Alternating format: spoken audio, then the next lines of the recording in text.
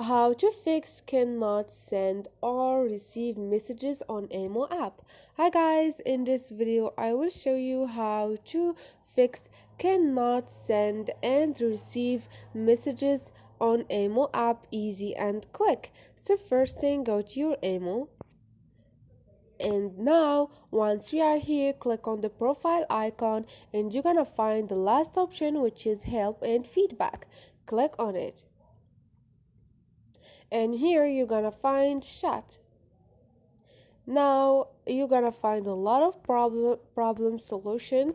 All you need to do is scroll down until you find cannot send or receive messages.